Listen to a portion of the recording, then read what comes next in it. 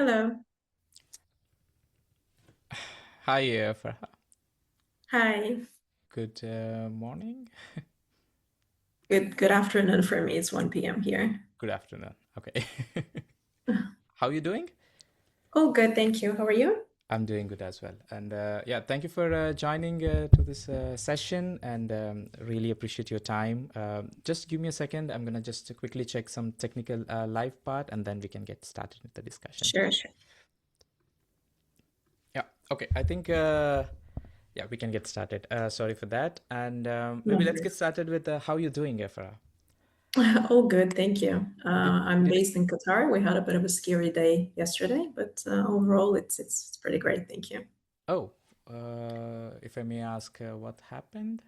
Yeah, it's due to the geopolitical tensions. Every time there are tensions arising between USA and Iran, we do feel the implications because we will sometimes hear the missiles, see the missiles, as you know, Qatar is hosting US military base. So unfortunately, we have to be part of the whole situation. Yeah, yeah, and hope. Uh, I don't know how to say it, but hope things are getting normal, back to normal, or settling in slowly. Thank you. Yeah, Yeah, that's what we're all hoping for. no, Yeah. definitely, definitely. I wish things get resolved. I mean, yeah, I think it's definitely the saddest part, and definitely we can also discuss a little bit on that. Mm. But let's get started with your introduction, Farha. Like, I know that you've been working as an advisory role for KPMG as well, and you've been in the field of sustainability, ESG reporting, and sustainability strategy and compliance for Mhm. quite some time. So if Yeah. you can briefly share your story a little bit, like who you are, and you already mentioned that you're based in Qatar, but how you got into the world of sustainability, because usually Middle East, like Qatar and sustainability, they are quite opposite poles, right? Maybe we can also discuss that, but yeah, please Yeah, go we ahead. can discuss that. You would be surprised, but yeah, for sure. So I am. My name is Farah, and I'm actually from Azerbaijan. This is also where I started my career after Yeah. graduating from a university in Holland. And initially, I didn't start in sustainability because I'm a finance grad, so I was in a financial audit. And after 3 years in finance, and after taking 2 years sabbatical, which I'll be happy to tell you about how it led me to sustainability. I did make a complete U-turn in my career and started as an entry-level sustainability consultant at EY because this was something that just spoke to me quite a bit, as I was also a young mother at the time. And I was getting into this topic of, what is sustainability and what does it mean for my kids, and why we should be thinking about future more. And I was at EY for 3 years as a consultant, a senior consultant, a climate change and sustainability services. I then briefly worked in a startup, which was also a very interesting experience. Didn't have to do much with sustainability, but I was it was an early stage startup. So I was helping to get the basics in order with the governance and policies and strategy. So that was also very exciting. And after some time, I got a call from Deloitte, which was my first employer. They were looking for someone to lead their sustainability team. And that's how I got back into consulting again, sustainability consulting.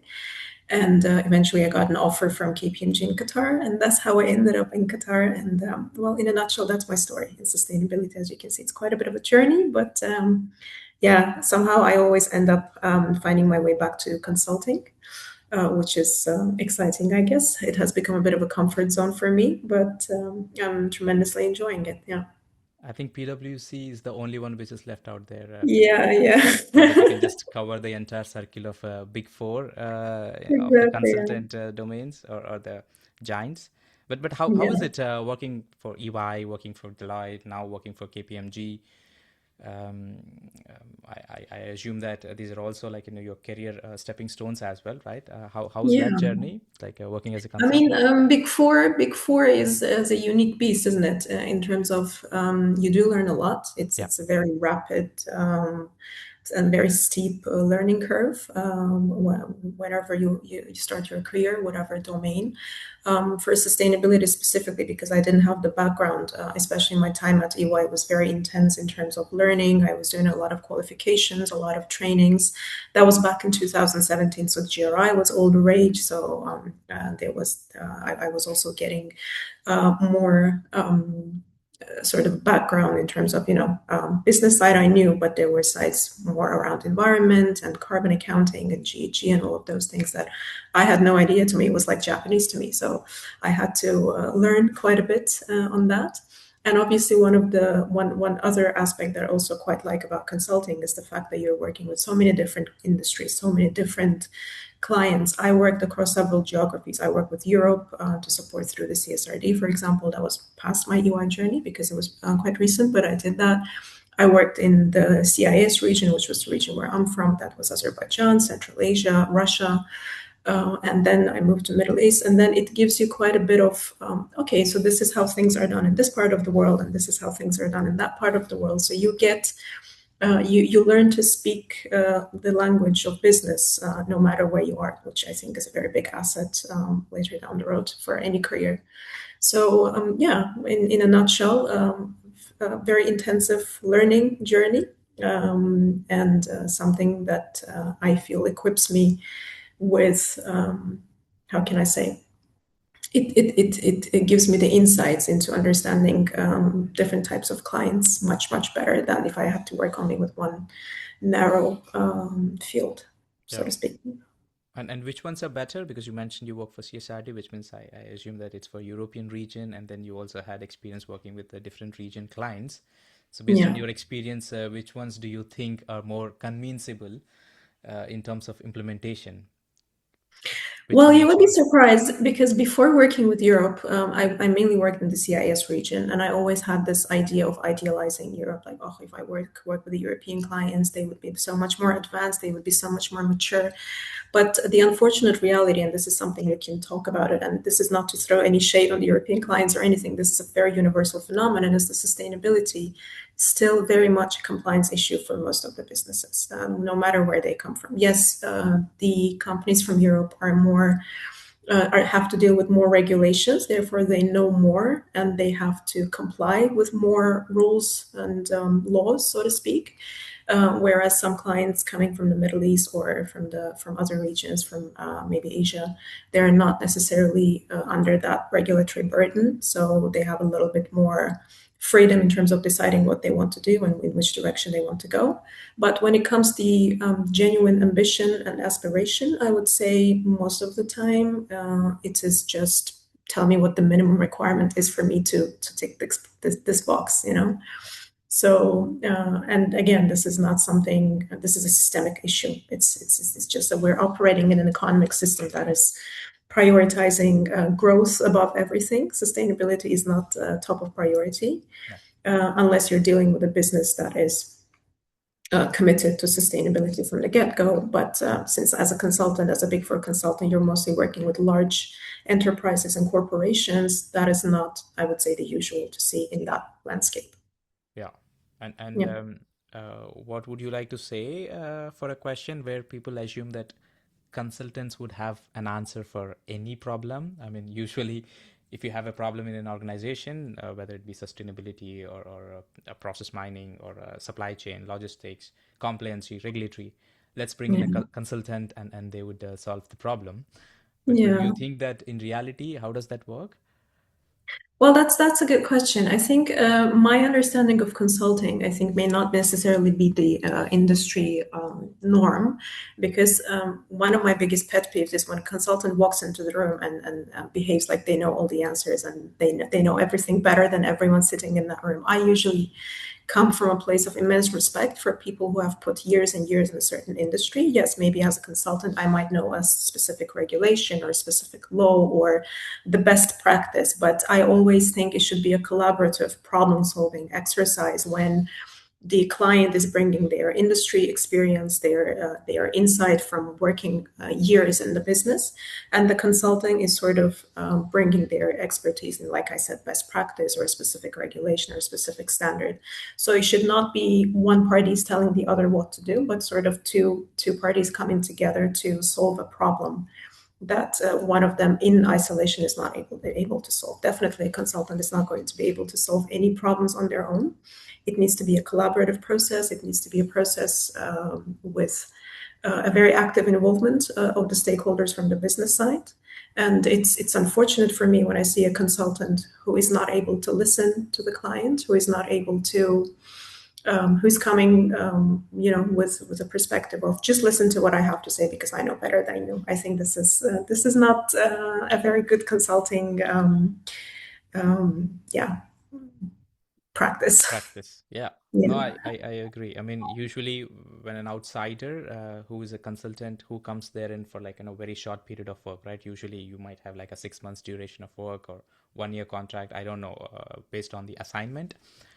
And internals of that organization would feel a little bit left out. I don't know. I mean, it's also like, a psychological thing that, okay, the management has brought in a consultant now, which means that they think that we don't have enough knowledge or we are not capable enough to, solve the problem.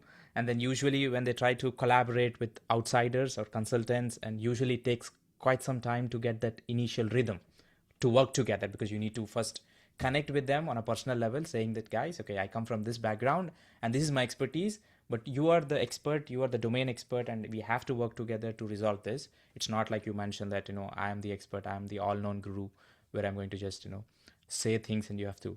So, and how is your experience in terms of these collaborations? Have you encountered any issues initially in any of these projects which you have done so far?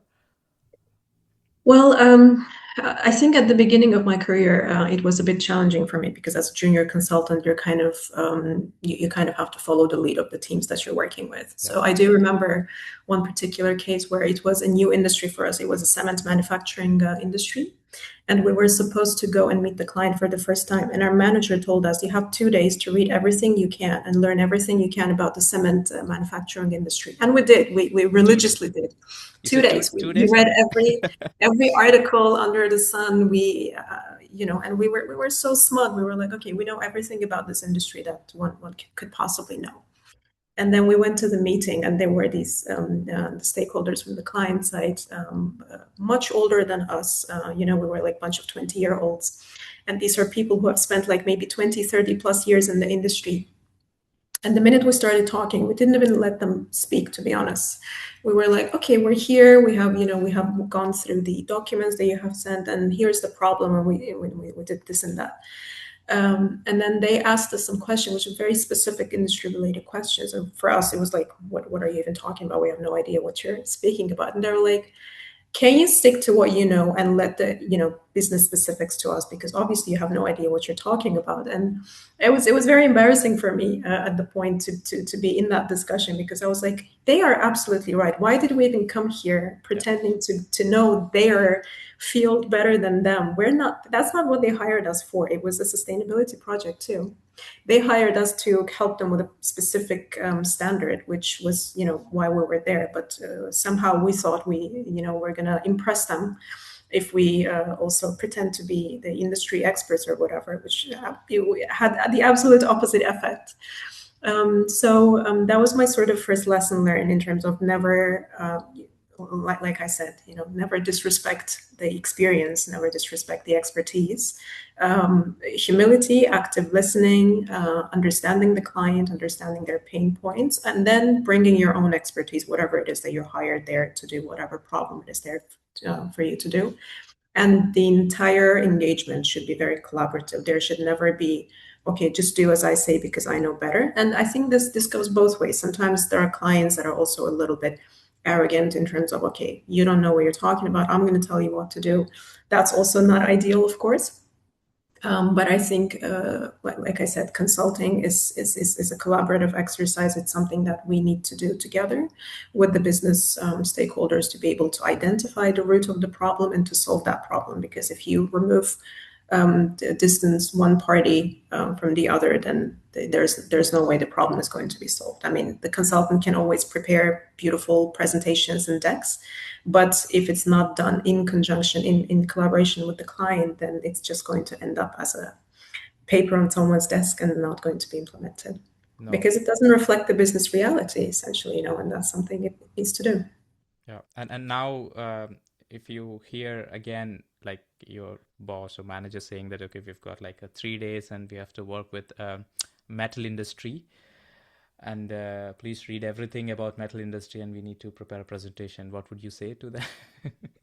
Well, luckily, I've built my way up where I'm leading the team now, so Yeah. I don't have to deal with No. that anymore. I think that's the beauty of being in consulting. You kind of get to a point where you can decide for yourself how you're going to run an engagement.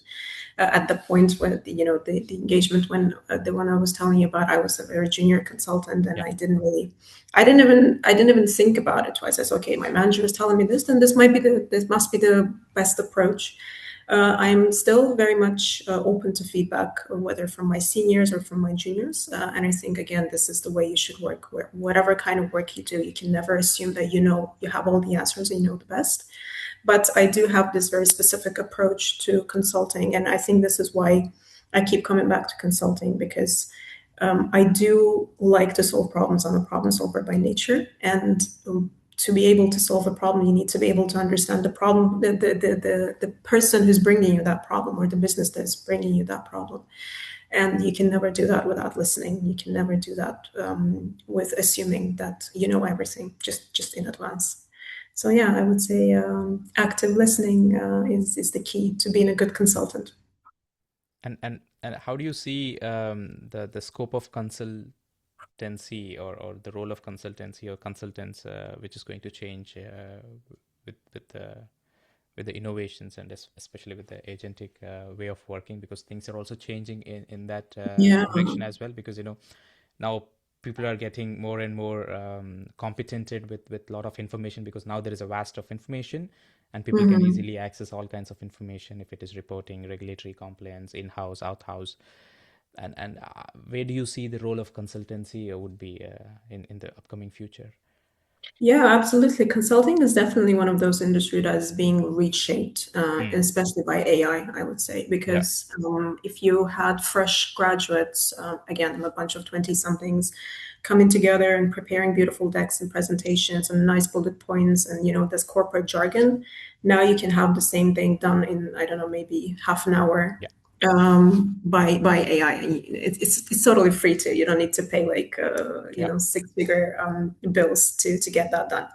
So I think, and this is where I think what we just discussed comes into play in terms of generic solutions, generalized solutions are no longer an option. The more generic you are, the more replaceable you are by AI. So if you're asking me how is consulting going to survive? I would say definitely by being more specialized. No, none of those generic, pretty looking glossy slides. That is not the answer anymore. The client can do that themselves, like I said, in 15 minutes sometimes. So specialized, technically competent consultants with experience, who again are there to listen to the client, to identify the root of the problem, to be able to work together with them on solving that problem. I think the more in consulting, the more we embrace the human side of things, and this is something I'm personally very passionate about in terms of, okay, for example, if you're working in the Middle East, you need to understand the culture of the people you're going to be working with. If you're working with Europe, you need to understand the culture of people you're going to be working with. To be able to listen and understand what they're saying, because sometimes, like I said, one thing that is said to you in the Middle East may mean something completely different in Europe. So I think this aspect of intercultural and interpersonal relationships, building those relationships, nurturing those relationships, and making it into a fruitful and mutually beneficial collaboration between all parties, that is how consulting is going to survive, because the era of generic solutions, generic decks, PowerPoint presentations is definitely over. Yeah. Yeah. No, I think you defined it pretty well, I would say, especially the consciousness, and being more specific, the cultural aspect, right? I think these are the things where still the AI is lacking a bit. I think this is Yeah, the gap, definitely, that the technical plus the functional roles can definitely fill in, and tailor the needs which are needed for the business.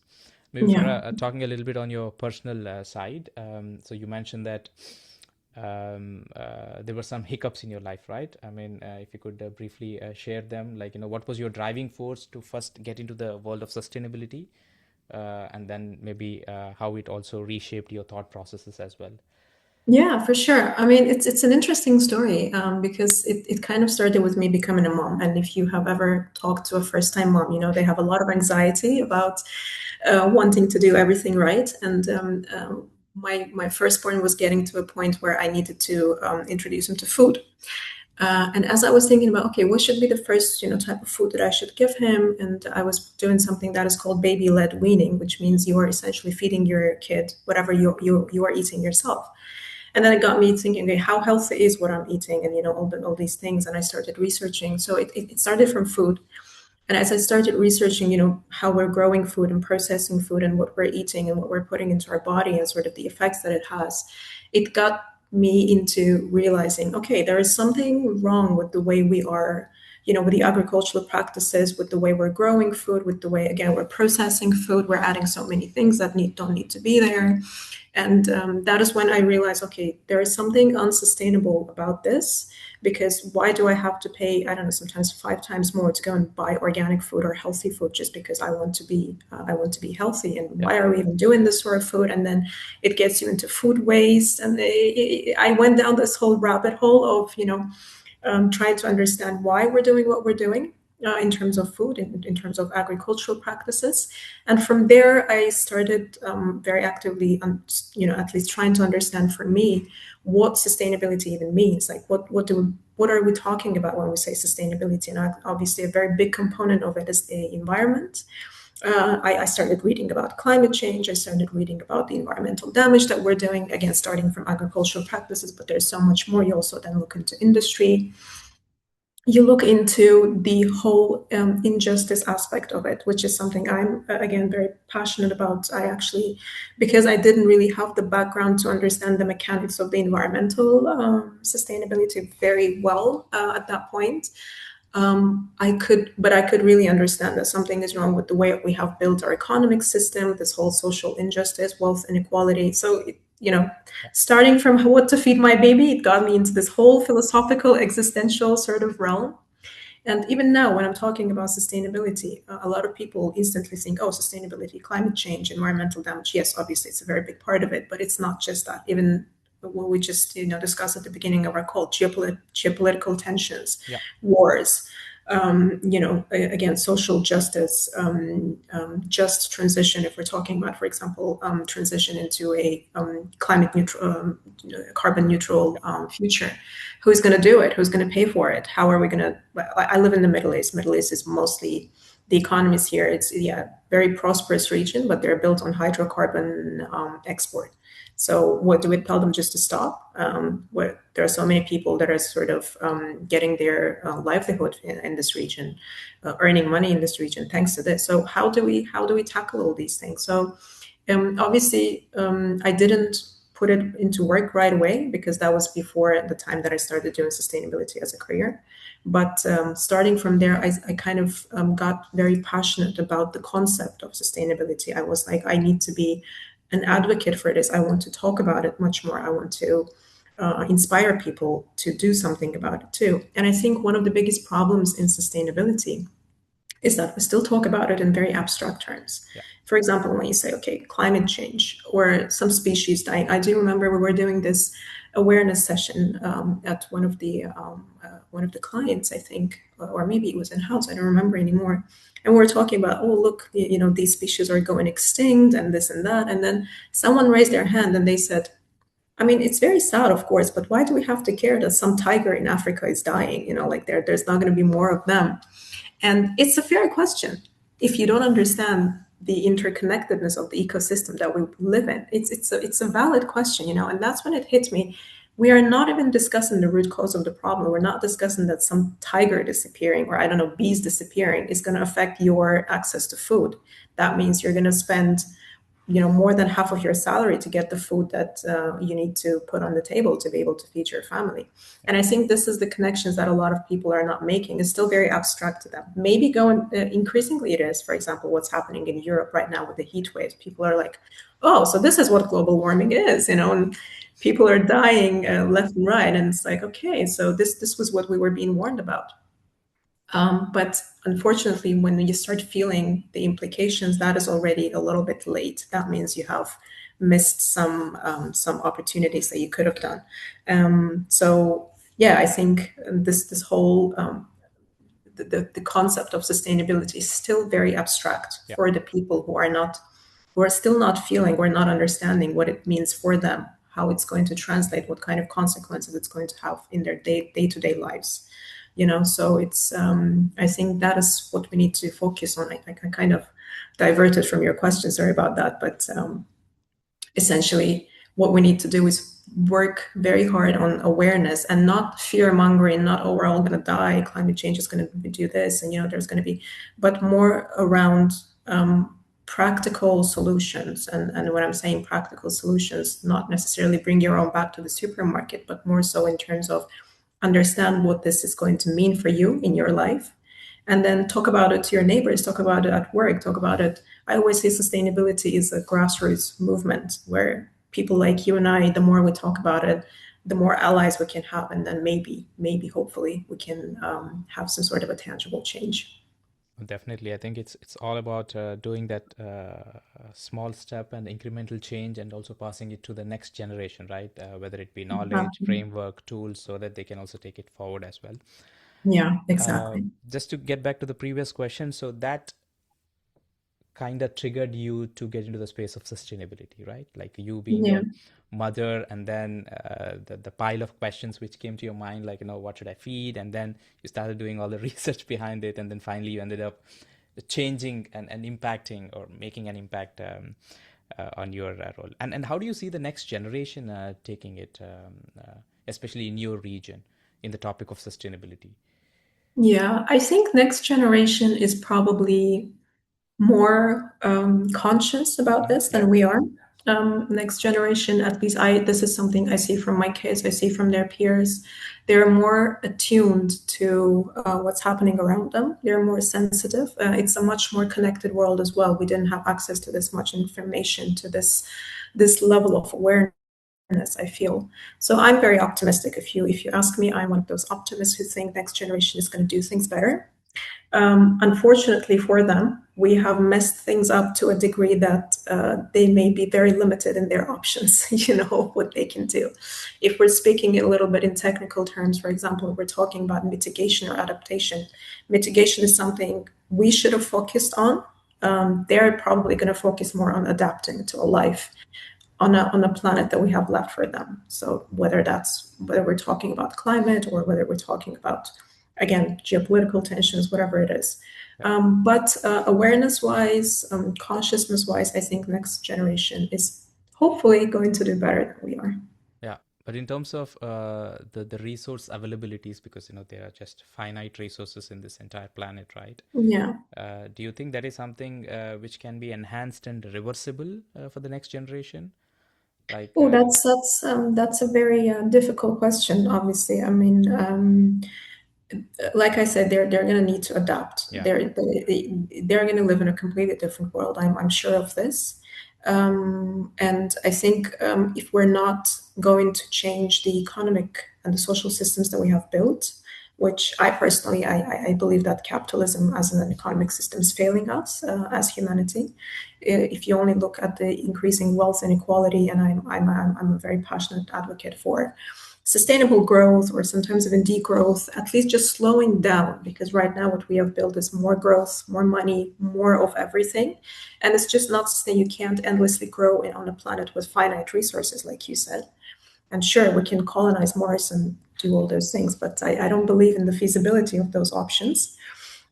So I think as long as we are perpetuating this system, there's very, very, very limited options on what they can do. And this is one of the things I also always keep in mind when I'm working with my clients as well, outside of the personal question.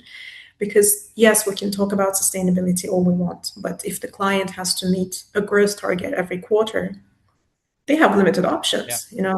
There's not much they can do in terms of, okay, I cannot, I need to increase my revenue and yeah, reduce my costs, and where is the space for sustainability in this configuration, sort of. And the same is going to be for people who are, who are living on our planet for the next generations, in terms of, if they live in a world where the social system and the economic system is better. Good for them. I'm going to be happy for them. Let's hope that's going to happen. But so far, with the systems in place, like I said, their options are limited. So what they need to do is adapt and perhaps live a more conscious life in terms of, okay, maybe, again, it's a very trivial example, but okay, maybe we're eating meat 4 times a week. Now they're going to eat meat twice a week because that's what they can afford. Or maybe if they even can afford to do it more, they're not going to be. That's going to be a choice they make to just reduce their carbon footprint or whatever. I don't know. It's an interesting question for sure, but it's difficult to say for us. Well, let's see what the future holds. No, definitely. And talking about the country Qatar itself, right? What kind of initiatives or policies they have towards sustainability? Because sustainability is also about social, because social is also an aspect towards sustainability. Mm-hmm. And how strong are the policies on DEI, like diversity, equality, inclusiveness within the country and also towards sustainability? Yeah. Well, Qatar is a very unique country, I would say, when it comes to sustainability, because they have this negative rep. They have this reputation for being unsustainable just because they exist in this region, and they're selling. Their main source of revenue is because they're exporting natural gas, right? But I personally was very surprised, and I'm going to speak about the environmental aspect of things, and then we can move to social aspect as well. For the environmental part, there is quite a bit that is being done. Specifically, they're working very hard on making that natural gas a transition fuel. And the main argument that Qatar has is that the world is not ready to move to a net zero future from today to tomorrow. You need to have some sort of a transition fuel, and we are here to provide you with that transition fuel because, as you know, natural gas is less carbon intensive than coal or oil.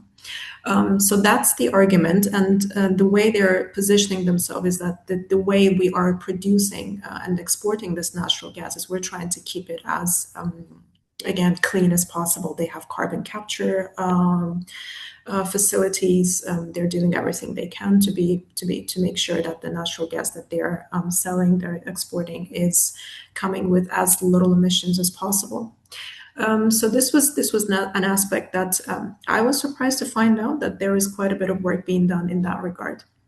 Environmental wise, there's quite a bit done. Qatar is a desert, but even then they're doing some sort of biodiversity initiatives. They have turtles and some sort of I'm not an expert in that, to be honest, but like birds, and that they're kind of trying to preserve. So there is that awareness, there is that ambition to be able to preserve their natural ecosystem, as scarce as that might be. And when it comes to social, this was the part that surprised me the most because, as you know, Qatar is coming under fire a lot, specifically for this issue. I'm going to start with how I felt here as an expat woman because I moved here with a job offer, and I have been very, very surprised to see the level of respect that I received as a working woman. But also, I was very surprised to see that there are so many ambitious and absolutely brilliant women representing C-level, representing, just on leadership positions. And I recently wrote a LinkedIn post about it. I was coming from a position of, oh, these poor ladies here, they must be so oppressed. They don't have a say. They probably need to ask for permission from their husbands or men, whatever, to speak. That's absolutely not the case. It completely blew me off. And the level of liberation, actually, and the emancipation and empowerment that I have seen women here demonstrate was mind blowing to me. So this was something I definitely admire a lot in this market. The sheer respect for women, the way it's. And it's not only respect in terms of, oh, she's a woman, let us respect it, but more like, okay, we're going to listen to her and we're going to promote her and we're going to, that is definitely there. That was something that was very surprising to me, as ashamed as I am to admit it. In terms of DEI, now this is a bit of a tricky topic, I would say, in Qatar's reality, and I'm going to be open about it. Qatar is mostly based on expat workforce, as you know, Okay. because the local population is quite small. So most of the time, you will see a lot of people in different positions coming from other countries, coming on contracts to do the work. And DEI here looks essentially a little bit different than in other countries. DEI here looks in, there's a program called Qatarization where the country actually is trying to educate their own local workforce to be able to essentially reduce their reliance on expat workforce, which again is something that speaks to sustainability, because as a country you cannot just endlessly be reliable on an expat workforce, on foreign workforce.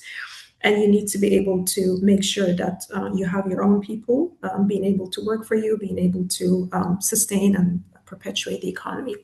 And this is the direction that they have taken. There are a lot of initiatives in terms of supporting local human resources, giving them scholarships to study, and then after they come back, supplying them with jobs, supplying them with works, promoting them much more easily, promoting them to a position where they can be in a decision making. They can be decision makers. So I do remember coming here for the first time, and when I heard about it, I was like, oh, is this? I was working with a client, and she said it's kind of like reverse discrimination, where they are, they're prioritizing their own people. And I was Yeah. like, well, for example, in my country, it's the other way around. They will usually bring an expat, and they will pay them much more than for the local people, and then the local people will have less opportunities than Yeah. an expat. So I could understand the sentiment, and then once you think about it, you're like, okay, this is actually what is more sustainable for this country. They need to be able to rely on their Yeah. own resources. Yeah. So yeah, I mean, there are a lot of things, there are a lot of nuances, a lot of aspects that we can talk about when it comes to sustainability in Qatar. But in most situations, I was quite positively surprised by the level of aspiration, again, given their realities, given their economic realities, given that this is still a hydrocarbon-based economy, and the honesty and transparency that they are carrying this forward with. Yeah. Wow. Yeah. And Yeah. and what are your thoughts? Because usually you have high polluting countries and you have low polluting countries, if you try to put them in nice heat map visual. But then Yeah. in terms of contribution and in terms of also the capital distribution towards the development and towards the transition, like you mentioned, right? So where does Mhm. Qatar stand in that map? So if we're speaking strictly about carbon footprint, then Yeah. and if you're looking at per capita, Qatar Yeah. is one of the biggest emitters. Yeah. There is no question in that. It's the statistics. And that's the unfortunate reality. Despite the fact that it's a small country with relatively small population, the carbon footprint is enormous. I do think this has a lot to do with climate here. Yeah. It's very hot pretty much all year round. You will have ACs blasting all year round everywhere. The energy grid is, the energy demand is enormous. But at the same time, there is quite a bit of transition efforts happening. Like they're building, I think they have already built and they're continuing to build extremely large solar facilities to be able to transition their electricity grids into more renewable energy based grids. Like I said, even when it comes to their export, they're making sure that the process through which they're extracting natural gas or sometimes oil, I think it's as clean as possible with minimum carbon emissions. There is a lot happening for sure. I mean, like I said, it's not going to be an overnight Yeah. process. There's also, unfortunately, uh, talking about positives. I also want to be objective and talk about the negatives as well. There's quite a bit of lack of awareness when it comes to consumer, like the general consumer awareness. There's a lot of plastic waste. There's a lot of food waste, sometimes unnecessarily so. You will see. most of the people are still using very petrol-heavy cars, for example, not necessarily using public transportation, although there is public transportation, but the go-to preference is still very much having your own SUV. So if you look at the lifestyle of most people who live in Qatar, it's not very carbon friendly. I mean, environmental friendly. Let's put it that way. But I wouldn't necessarily put it down on the state or the government, so to speak, but the consumer preference, because everything is so convenient and so accessible and so affordable, I would say. Petrol is quite cheap, as you know, in Qatar, it's subsidized. So most of the people are not even asking themselves this question. There is no incentive, there is no incentivization for a consumer to switch to a more environmentally friendly way of living, because the way they're living right now is convenient and, like I said, affordable. So what kind of incentive they have, especially because the awareness isn't there as well, you know? So perhaps this is the main point that needs to be tackled in terms of, okay, what can we do to incentivize people to switch to more environmentally friendly ways of living. To, for example, I know that there's a large scale waste management initiative happening on a state level, which most likely is going to be rolled out in the next years. So there are things moving, there are things in progress. Consumer, unfortunately, I would say, if we're looking strictly at the consumer, isn't quite there yet. And I can also feel it when I'm talking to my clients in terms of, when we're speaking about sustainability, it's still very much a very abstract exercise for them. Like speaking about what the government is doing, the regulator recently mandated ISSB standards, as you know, is sustainability and climate risk-based standards. And it hit the market like a rocket, it like a truck, because it was such, for a market that was not even used to thinking about sustainability, now having to disclose what kind of climate risks they have, what kind of, or even opportunities, and how they're dealing with it. It was a completely new topic. And I think one of the ambition of the government in doing this is to take the market to a point where they are actually very actively thinking about these things, and they are supporting the government in their transition efforts. So it's a mix of things, but overall, if I had to make a judgment, I would say things are moving in a positive direction. And talking about lack of awareness, so given an opportunity, like let's say you've got all the powers and there is an opportunity for you where you can assist the government in terms of implementing certain ideas or plans. So what would be your top idea, suggesting them that, guys, let's do this, I think this can create more awareness? So what would be your suggestion to them if you want to fill that gap? That's a very good question. I think the main thing I always think like I said, the sustainability is grassroots movement.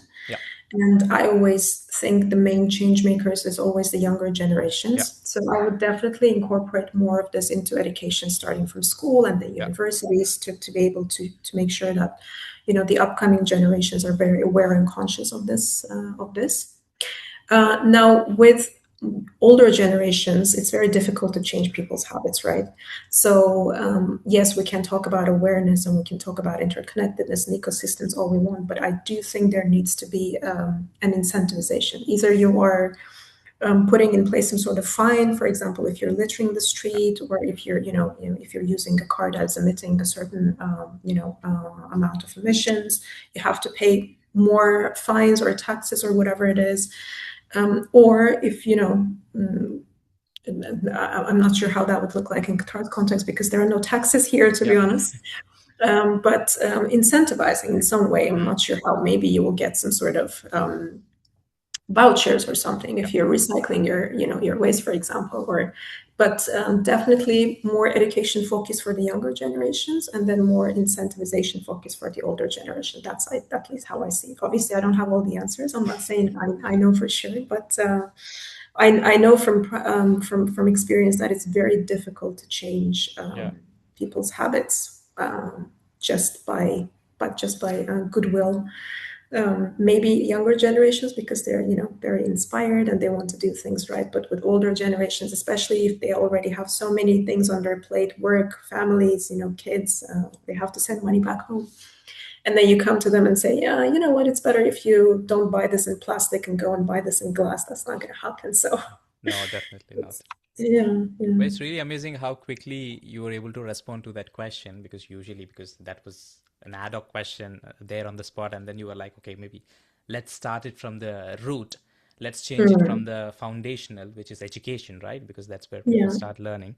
Maybe a question on that, like right now, I don't know how the education system is based in Qatar, but in any of the universities, there is like an official ESG or sustainability related course which is there out Mhm. there in Qatar. To be honest, from my collaboration with the universities as a consultant, which I've done, I have seen this also to be the case. So, for Mm. example, for business students, there usually going to be something around sustainable finance, for example, Okay. or Yeah. corporate sustainability. I have mostly worked with business curriculum, so I know that to be the case, but I'm not sure if that's the case for any program out there. For schools, I do homeschool my kids, so I'm not sure. But I do know that most schools will do some sort of Earth initiatives, especially for primary schools, just to raise awareness, and there should be something there as well. Yeah.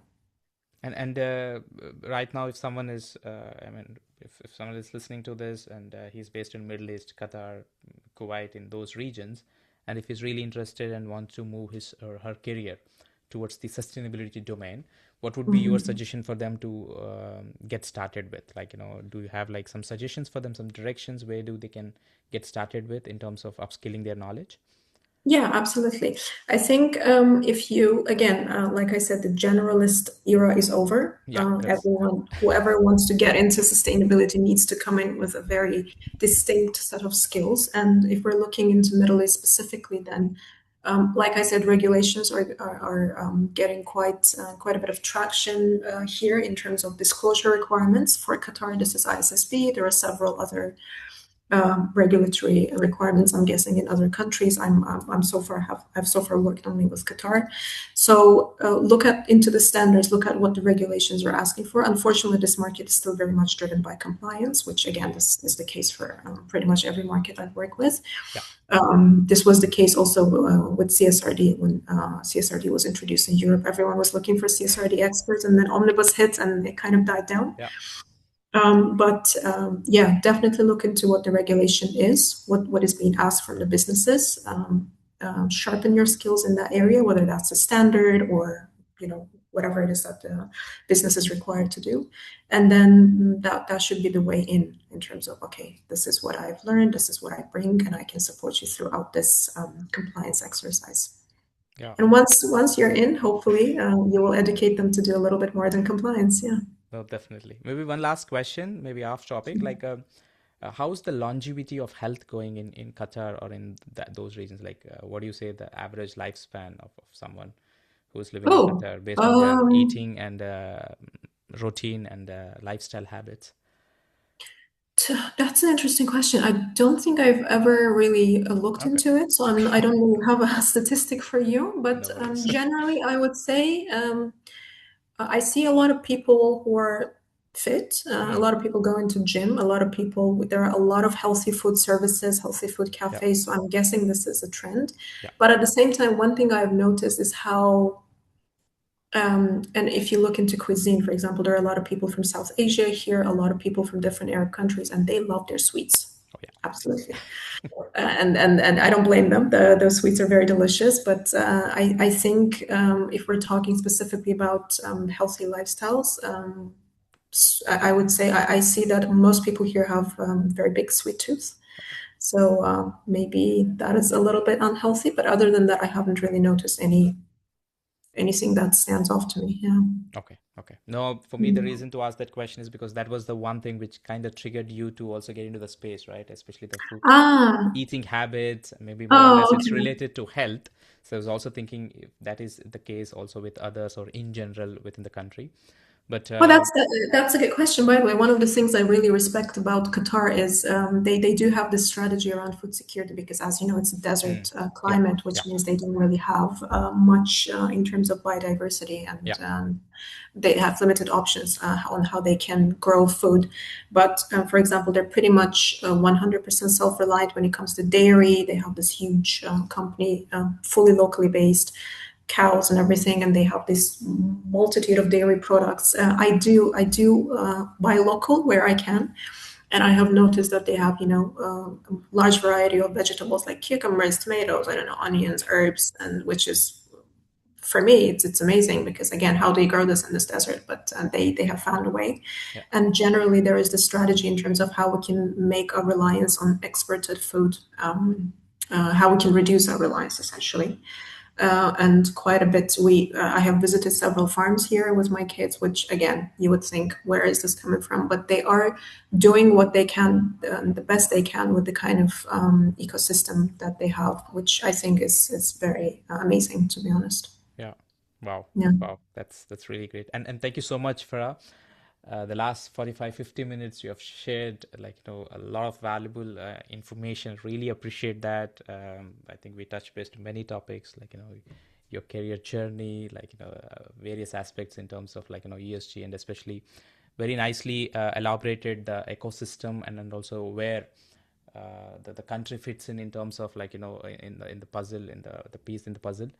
Thank you so much for openly sharing all of that. I mean, it's not that easy for you to be in that position, and also to be more transparent about what you do and how you interact with people, and also for all your suggestions for the younger generation. Are there, like, any final reflections or anything which you like to put out there before we wind up?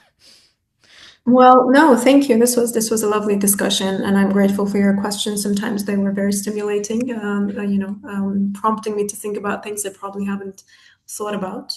We did talk about quite a bit of things on personal front, on career front, but yeah, just to summarize, I think one thing I always want to convey to people is that sustainability is not something abstract. It's not something that you read on the news about, you read some article about, and you think, okay, what does this have to do with me? This absolutely have to do with you. Whether we're talking about, again, political freedom, social justice, whether we're talking about your access to food, your economic situation, because there's inflation that's happening. You can now buy less with the same amount of money, which is hitting your, economic position as well. Yeah, So it's not abstract. It is definitely impacting you, and I'm just encouraging people to research more into it, to understand the connection between themselves and their daily lives and what we're talking about when we say sustainability. And that would be, hopefully, the takeaway of the people who have listened to this conversation. And thank you again for this time and for this very interesting discussion. yeah. Thank you so much, Farah, and I wish you an amazing week, and I wish and hope things become back to normal again in the country. And definitely our prayers are with you. Thank you so much. Thank have, a, you. have a good Thank day. you. Cheers. Have a Bye. nice day. Bye bye.